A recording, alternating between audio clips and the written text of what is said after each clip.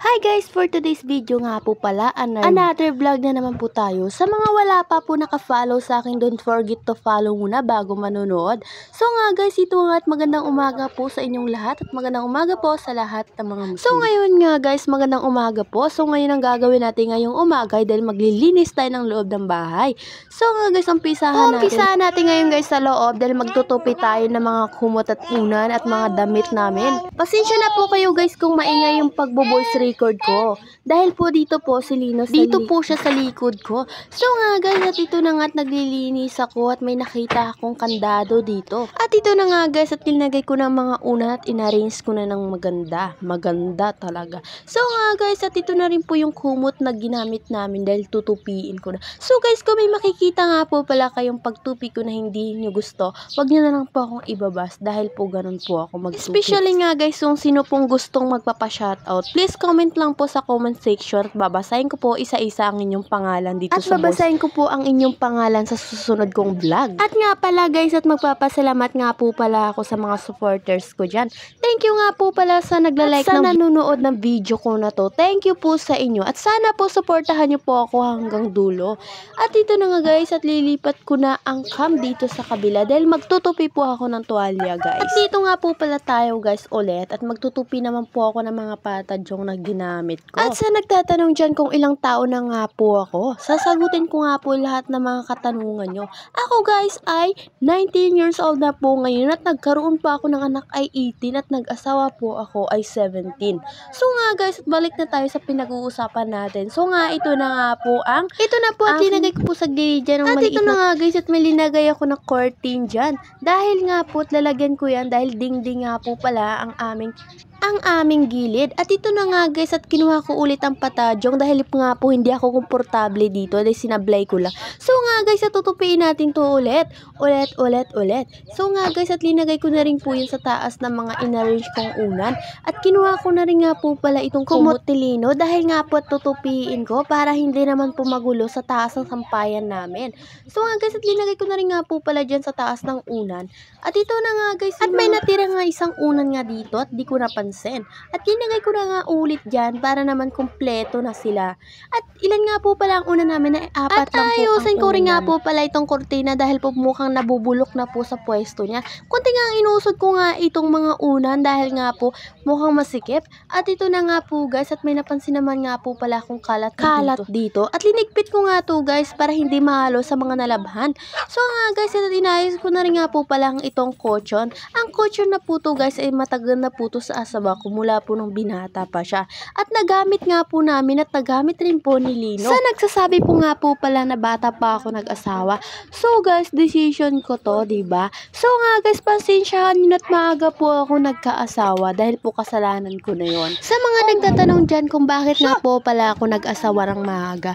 Guys, wala pong pumilit sa akin na mag-aasawa po ko ng maaga. Dahil po decision ko yon dahil sa katangahan ko dahil nag-asawa po ako ng maaga. Medyo mahirap po magkaroon ng pamilya pero sa sobrang tanga ko, nag-asawa po ako ng maaga guys. Kung ibabash niyo po ako, thank you po dahil po kasalanan ko po talaga. Tatanggapin ko po ng buong buo.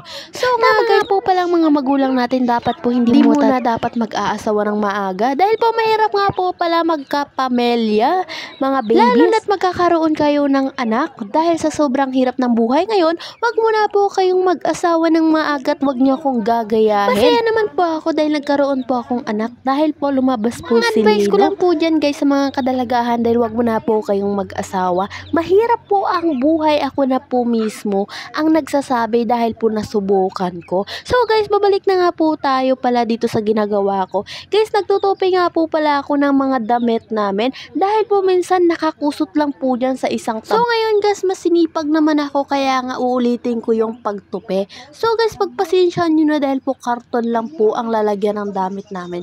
Dahil po ang mga ibang lalagyan po ng damit namin doon po sa Mambalot, doon po kila nanay. So doon nga po pala kami noon nakatera kila nanay. So napag-isipan na po namin bumukod dito sa mga pinsan ng asawa ko dahil may bahay naman po dito hindi ginagamit at ginamit nga po namin. So nga guys, minsan nga po ang asawa ko pag kumukuha ng damit ay kinukusot-kusot lang kung magbalik.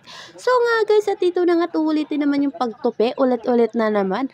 So nga guys, minsan si Lino nga po pala kinakalat rin nga po to ni Lino minsan. hinugasan. At ito na nga guys, nilipat ko na yung cam kasi po mukhang kumukulo na po ang pinainit ko na tubig.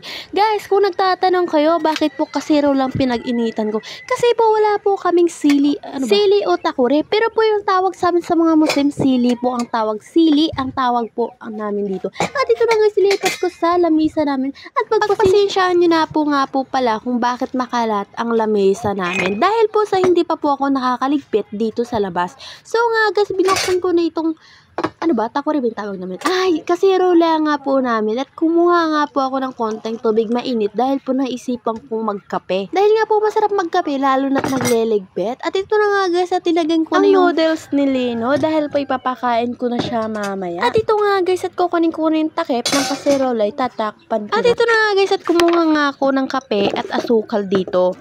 At ito na nga guys, kumuha rin nga po pala ako ng lalagyan ng kape namin. So guys, pagpasensyaan nyo na dahil may linagay ako na sibuyas at tatanggalin ko na. Inugasan ko na rin yan guys. At nilagay ko nga po pala sa isang tabi ang mga sibuyas. At ang sibuyas nga po pala dyan ay galing ngayapon kila nanay. At pumunta nga po pala ako kahapon doon sa kanila. At ito nga rin nga pong Nescafe at bubuksan ko na para masalin ko na sa lalagyan. At yan guys, at isasalin ko na sa lalagyan. Marami-rami rin.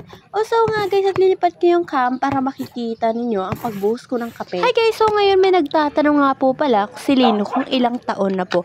So guys, si Lino nga po ay 10 months pa lang po ngayon. Ang birthday niya rin nga po pala ay September 1, 2023. Kapanganganak ko lang din nga po pala sa kanyang nakaraang taon. Thank you rin nga po pala kay Allah dahil po hindi sakitin yung anak ko. Hindi naman po siya masyadong mataba pero po hindi po siya sakitin. At ito nga guys, at narinig ko nga po pala yung asawa ko na magpapatempla ng kape. Kaya nga ito guys, at binuksan ko ng pinto at ibibigay ko na sa kanya. At tinawag ko nga po pala siya dahil nagkukwentuhan nga po pala sila ng mga pinsan. At tinanong niya ako guys kung anong ginagawa ko. Sabi ko, nagbablog po ako. So nga guys, at pinakita ko siya at sorry po at hindi nyo na nakita. At sinarado ko na nga yung ulit. Yung akala mo sa yung kape pero sa kanya pala, edi wow. At ito na guys, pumasok ako ulit sa loob dahil magliligpit pa rin po. So nga guys, kung may nakita mo po kayo kanina sa labas na mga nakasabit-sabit na mga damit. So nga guys, at maulan dito sa amin kaya pinasok ko po yan. Dahil nga umaga to, kahapon po, umulan po kaya napasok at hindi ko po nalalabas. Guys, ipa-forward ko na nga ito at medyo matagal at para mabilis naman po ang pagtutopi ko. Yan guys, at mabilis na nga. At ito nga guys, at nakita ko na dinala sa akin si Lino ng asawa ko dahil mukhang nagugutom na. Kanina nga po pala ay nasa labas sila at kasama niya si Lino. At ito na nga guys, at padidiin ko na. Hi guys, at breastfeed nga po pala ako kaya medyo nakatipid po kami sa gatas ng anak ko. Pero po minsan po at pinapagatas ko naman po siya. Guys, at napansin ko na at antok na talaga si Lino kaya linipat ko na nga dito sa duyanan. At ito guys, at mahimbing na nga po yung tulog ni Lino sa taas ng duyanan. Kaya nga guys, at pinagpatuloy ko ng ginagawa ko at tumupi nga po ako ulit ng mga damit ni Lino. Kaya nga guys, at ito medyo natapos na po ako. Thank you nga po pala sa lahat ng manonood nito. Kung gusto niyo po magpa-shoutout, don't forget po, mag-comment po kayo sa comment section. Paki-follow na rin po ang FB page ko. At sana po suportahan niyo po ako sa mga another vlog ko. At magpapasalamat din nga po pala tayo sa mga nanonood ng video ko at sa nagla-like. Thank you po sa inyong lahat. Sana po, suportahan niyo po ako hanggang dulo. Kung sino po gusto magpa-shoutout, inuulit ko, mag-comment lang po sa mga video ko at isa-isahin ko pong isa-shoutout ang mga pangalan ninyo. Bye-bye guys! Kita-kits sa sunod na video!